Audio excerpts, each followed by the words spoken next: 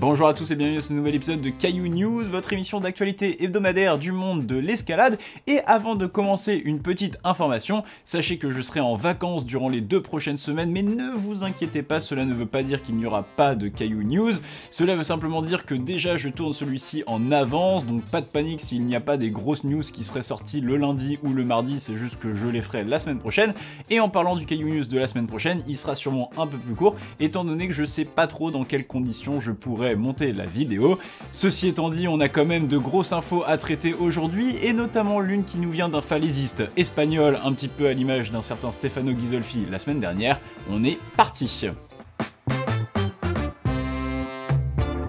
News numéro 1, la semaine dernière, une nouvelle voie extrême faisait son apparition dans le 9B+. Il s'agissait de la voie Excalibur, projet de longue haleine porté par l'italien Stefano Ghisolfi, une voie aux échos de légende affublée du même sobriquet que la lame de l'épopée arthurienne, en référence à la sculpture qui lui fait face, un nom symbolique à la manière de ses pairs du 9B+. D'abord il y eut Change en 2012, exploratrice de ce nouveau degré au pseudonyme annonciateur d'une nouvelle ère, vint ensuite la Dura Dura en 2013, dont le nom si simple ne pouvait se faire plus représentatif de l'effort enduré par ses premiers ascensionnistes, puis Vassil Vassil, un peu plus tard la même année, à la prononciation ironique signifiant facile, facile et exact opposé de sa prédécesseuse, se terrant dans une grotte tchèque bien loin du soleil espagnol. Ajoutez Perfecto Mundo dès 2018, dont le nom pourrait être une simple définition de l'élégance, et bibliographie 2 ans plus tard, à l'appellation toute tracée grâce à sa petite sœur non moins célèbre, Biographie. Enfin, la dernière en date n'était autre que Zverinec, ouverte par le tchèque Adam Ondra en début d'année,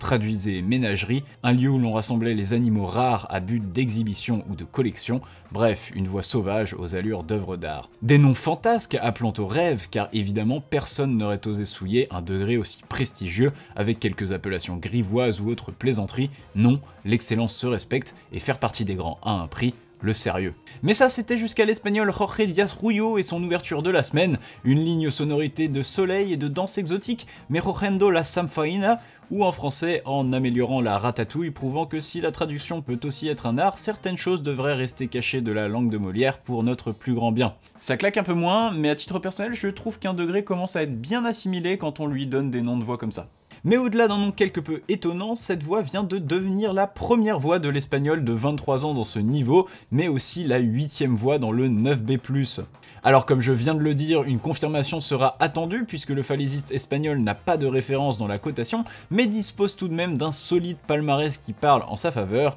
Jorge Diaz-Rullo c'est déjà 5 voix dans le 9B avec Ali Hulk Seed Start extension totale, Café Solo, El Bon Combat, First Round First Minute ou encore la Planta de Shiva, mais aussi un travail de très longue haleine pour briser ce plafond de verre qui le restreignait depuis plus de 3 ans. Concernant la voix, elle se trouve sur le site de Margalef en Espagne, et pour expliquer son nom, il s'agit en fait d'une connexion entre la voie Mejorando Imagen 9A+/B et la dernière partie de Samfaina 9A+, en traversant par Victimas Pérez 9A, ce qui donne une voix de plus de 80 mouvements, un véritable marathon et une certaine cohérence à cette nouvelle cotation. Alors petite précision, cette voix n'est pas le fameux projet Café Columbia dont je vous parle depuis le début d'année, un potentiel 9C qui se trouve lui aussi à Margalef juste à côté, mais sur lequel Jorge travaille encore et nous annonçait justement il y a 2 semaines tomber dans les tout derniers mouvements, tout comme sur la voie Bibliographie qu'il devrait se remettre à travailler cet été. Bref, avec un 9B+ dès le mois de janvier et encore 2 projets dans la cotation ou plus,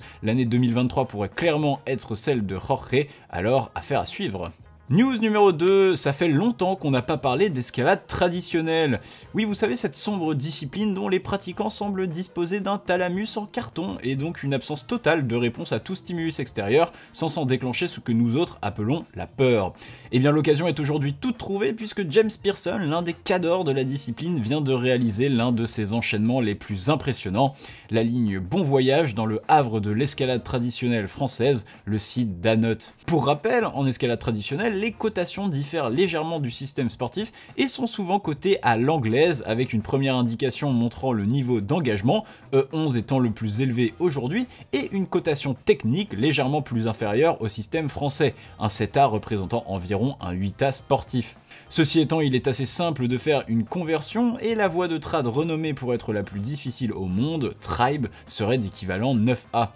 Tribe que connaît d'ailleurs très bien notre protagoniste pour l'avoir justement déjà enchaîné en 2020. Concernant Bon Voyage, la voie commence par le départ d'une autre voie de trad, Le Voyage, côté E10 7A, donc déjà très technique et engagé, mais au lieu de continuer dans la fissure verticale logique, James bifurque sur la gauche vers deux grosses pockets qui représentent les protections finales de la voie, avant d'enchaîner sur 20 mouvements très durs sur de minuscules pockets et autres réglettes jusqu'à la fin de la voie. Et pour vous donner une petite idée, 20 mouvements c'est l'équivalent d'Excalibur, le nouveau 9B+, dont on a parlé la semaine dernière, tout ça sans protection, ok. Enfin au niveau de la cotation, James Pearson ne se prononce pas, préférant attendre d'avoir un peu plus de comparaison avec d'autres gros grimpeurs dans le 9A pour être plus objectif. Néanmoins le Britannique le dit sans détour, après 2 ans passés sur cette voie, il s'agit du projet sur lequel il a mis le plus d'essais et le plus de jours de travail, un investissement énorme qu'il place sur la première marche de son podium personnel, et si c'est sans aucun doute un bon voyage que James Pearson vient de vivre,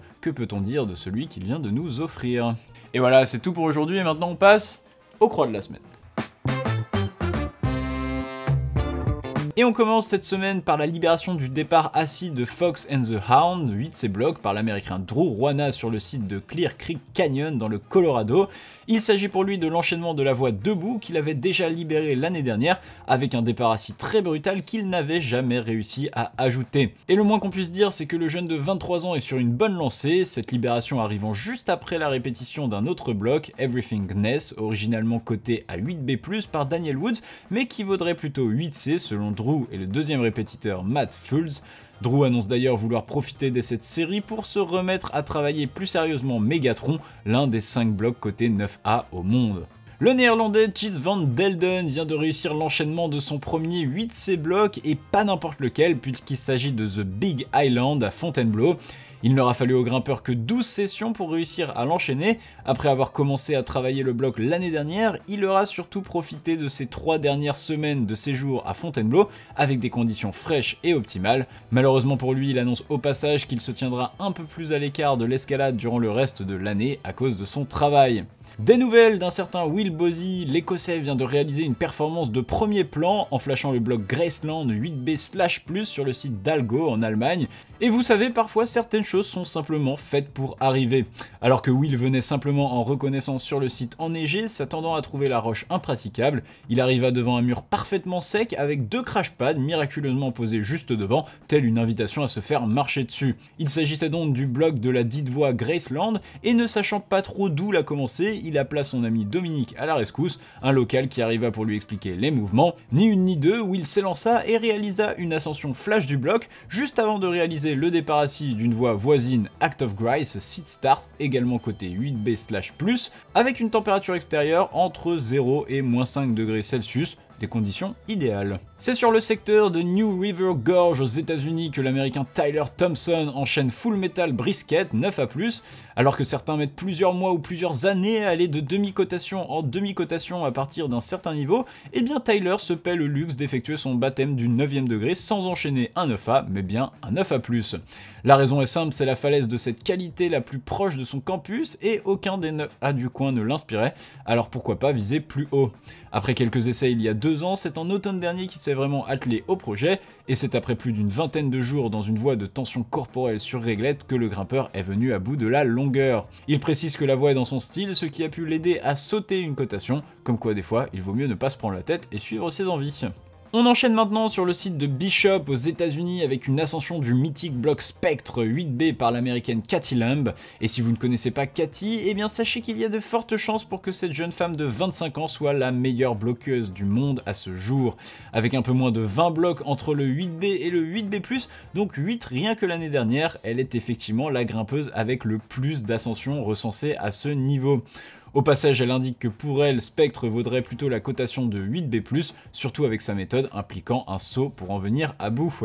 Et on termine cette semaine sur le site d'Alquezar en Espagne où Enrique Beltrán Blasco vient d'enchaîner la voie Priorato de Sion 9A, une voie qu'il décrit comme courte et dure avec des réglettes et un pas de bloc sur inversé pas piqué des hannetons. C'est donc une 3e voie dans le 9e degré en moins d'1 an pour l'espagnol de 22 ans qui commence doucement à bien s'intégrer dans le degré noble de notre discipline. Et voilà, c'est tout pour cet épisode de Caillou News, moi j'espère qu'il vous aura plu. Comme d'habitude, je vous invite à laisser un j'aime sur la vidéo, à vous abonner à la chaîne si ce n'est pas déjà fait et à laisser un commentaire si le cœur vous en dit. Et je vous dis à la semaine prochaine, j'espère. Tchuss!